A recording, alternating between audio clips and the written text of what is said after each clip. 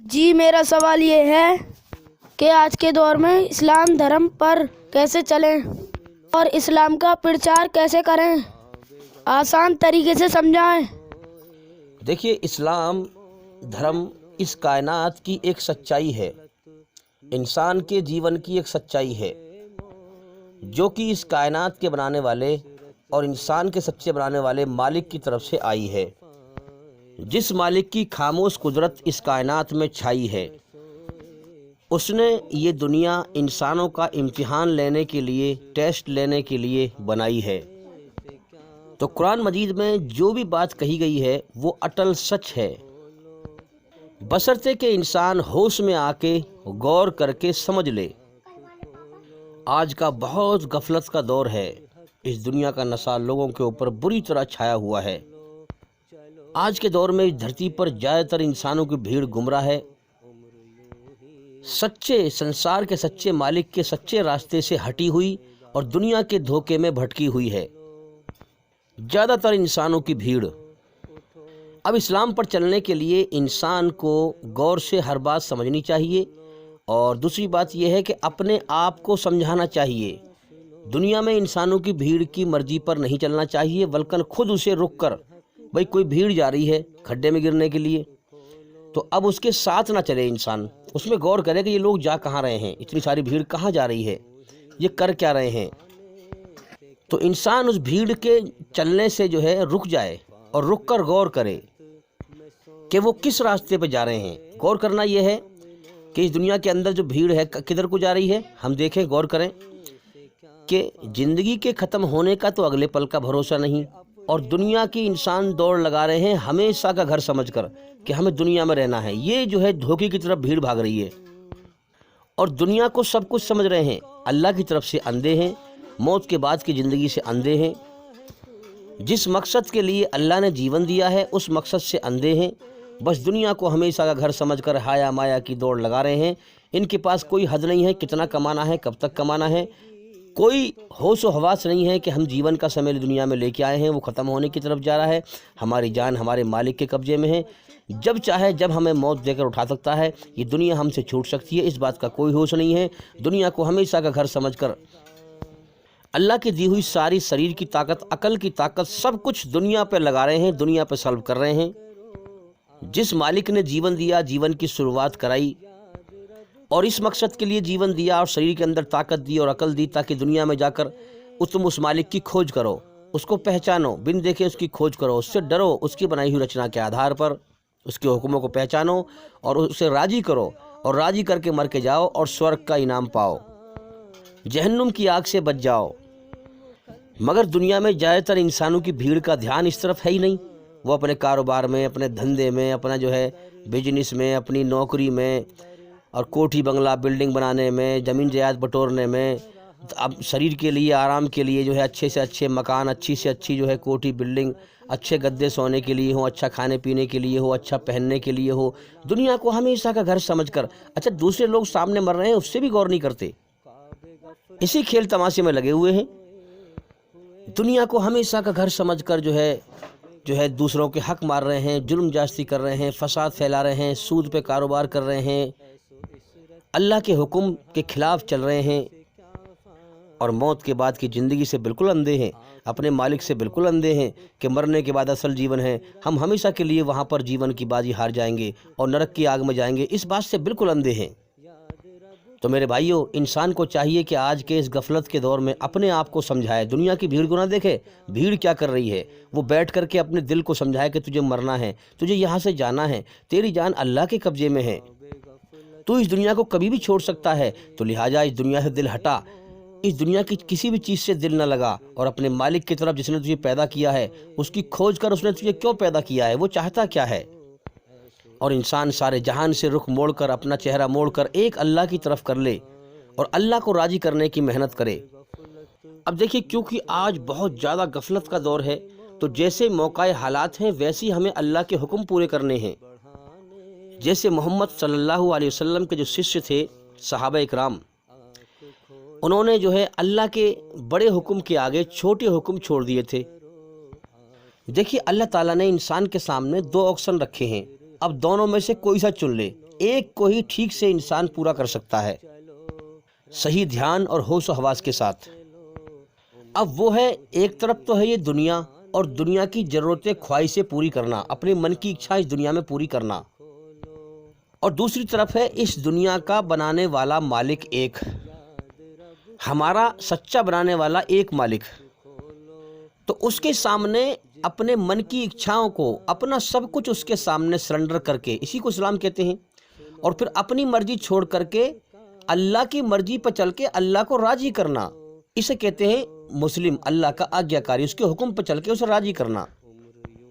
اب اللہ تعالیٰ نے پیدا ہی ہمیں اس لیے کیا ہے تاکہ دنیا میں جا کر اسے راضی کریں، اس نے ہمیں اپنے لیے بنایا ہے بھائی۔ ہم اس دنیا کے لیے نہیں ہیں بلکہ اللہ کے لیے ہیں۔ اس دنیا میں تو ہمیں بھیجا گیا ہے ٹیسٹ لینے کے لیے، پریکشا لینے کے لیے، کہ کون انسان دنیا کو ناپسند کر کے اللہ کو پسند کر کے اللہ کو راضی کر کے جاتا ہے۔ اب جو اس دنیا سے اللہ کو راضی کر کے جائے گا، اللہ کا سچا اور پکا وعدہ ہے، اللہ سے بڑھ کر اپنے وعدے کا پکا اور سچا کون ہو سکتا ہے؟ اللہ کا پکا سچا وعدہ ہے کہ میرے بندو، میں تمہیں امن سلامتی والا جیون عطا کروں گا، جنت کا جیون، جو ہمیشہ کامیابی کا جیون ہے، جس میں موت نہیں، جس میں بڑھاپا نہیں، جس میں دکھ نہیں، تکلیف نہیں، بیماری نہیں۔ یہ دنیا موت کا گھر ہے، خطروں کا گھر ہے، بیماریوں کا گھر ہے، دکھوں کا گھر ہے، مصیبتوں کا گھر ہے، پریشانیوں کا گھر ہے، گندگی کا گھر ہے، کبھی بھی زندگی ختم ہو سکتی ہے، بہت ناپیدار زندگی ہے۔ اب انسان کے پاس دو راستے ہیں، اللہ نے چننے کا اسے موقع دیا ہے، یا تو اس دنیا میں اپنی من کی اچھاؤں کو پورا کر، اپنے من کو راضی کر، اپنے مالک کو، سچے مالک کو بھول کر کے، اور جیون کا سمے برباد کر لے، یا پھر اپنے من کو راضی نہ کر کے اپنے رب، پالنہار، پیدا کرنے والے اللہ کو راضی کر، یا تو من کو راضی کر یا رب کو راضی کر۔ اب دونوں میں سے ایک ہی کام انسان ٹھیک سے کر سکتا ہے، یہی ایشوری رچنا میں اللہ نے انسان کے اندر رکھا ہے کہ ایک ہی کام انسان قاعدے سے اور ٹھیک سے اور ہوش و حواس میں کر سکتا ہے، دونوں کام نہیں کر سکتا ہے۔ اب جو محمد صلی اللہ علیہ وسلم اور ان کے شیشیہ تھے، انہوں نے کیا چنا تھا کہ رب کو راضی کرنا، رب کو راضی کرنا۔ تو اب رب کے بڑے حکم کے آگے چھوٹے حکم چھوڑ دیے، جیسے جیسے اللہ کا حکم آتا رہا ویسے وہ پورے کرتے رہے۔ جیسے مثال کے طور پر اسلام دھرم میں بیوی بچوں کو حلال روزی کھلا کے پالنا بھی عبادت ہے، پالنے والا تو اللہ ہے لیکن ذریعہ انسان کو بنایا ہے، تو حلال روزی کما کے لانا، ان کا پیٹ بھرنا، یہ بھی اسلام میں عبادت ہے۔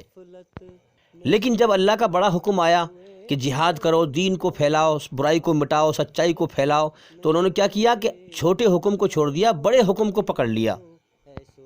کیونکہ ان کا مقصد اپنے مالک کو راضی کرنا تھا۔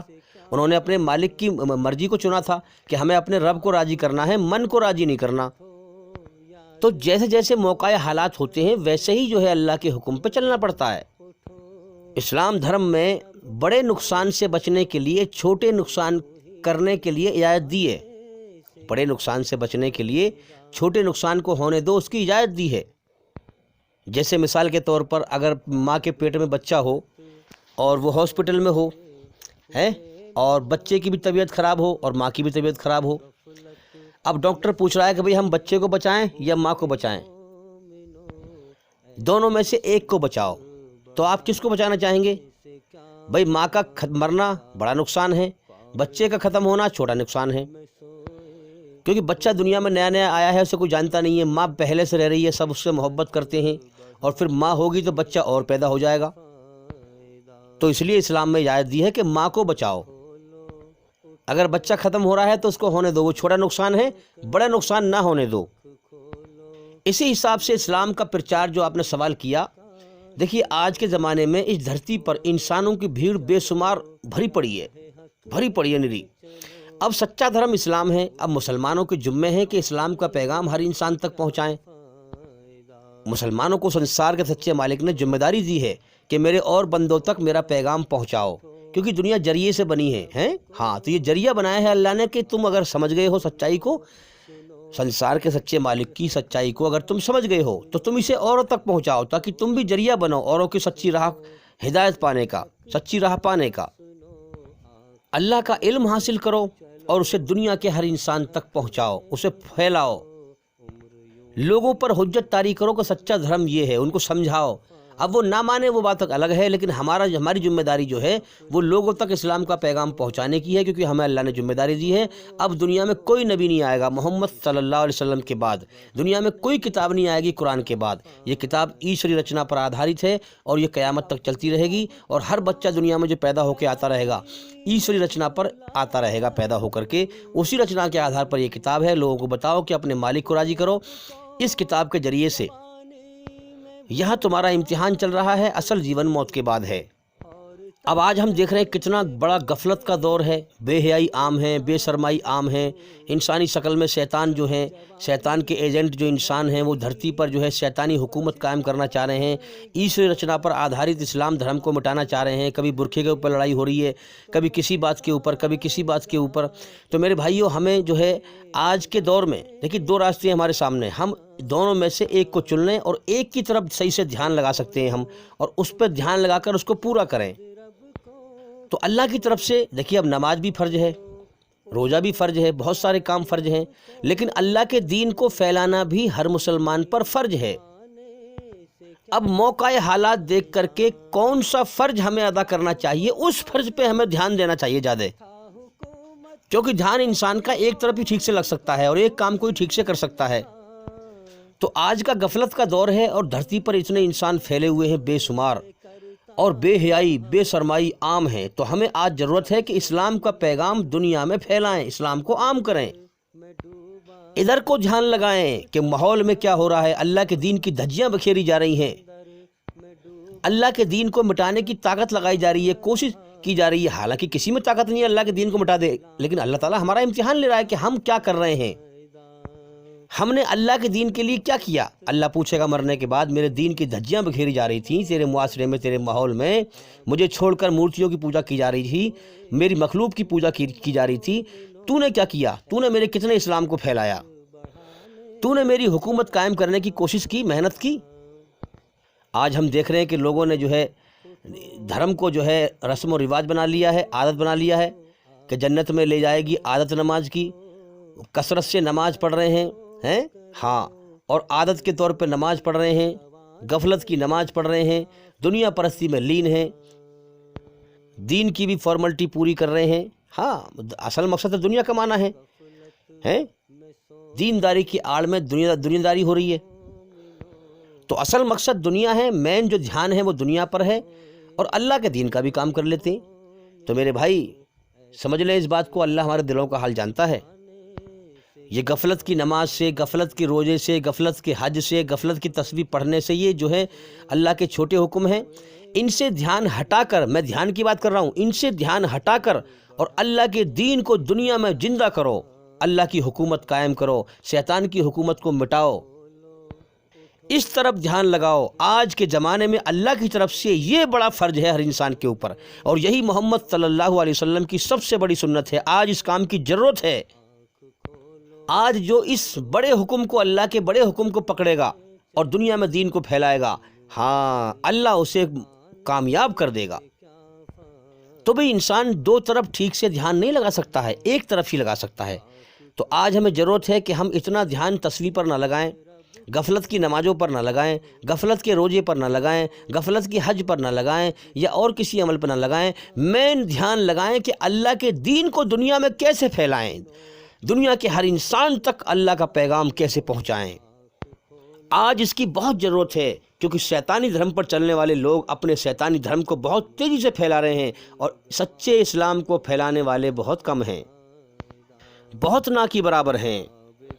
شیطان کے دھرموں کو پھیلانے والے بے حساب ہیں، بے شمار ہیں، لیکن سنسار کے سچے مالک کے سچے دھرم اسلام کو پھیلانے والے بہت نہ کی برابر ہیں۔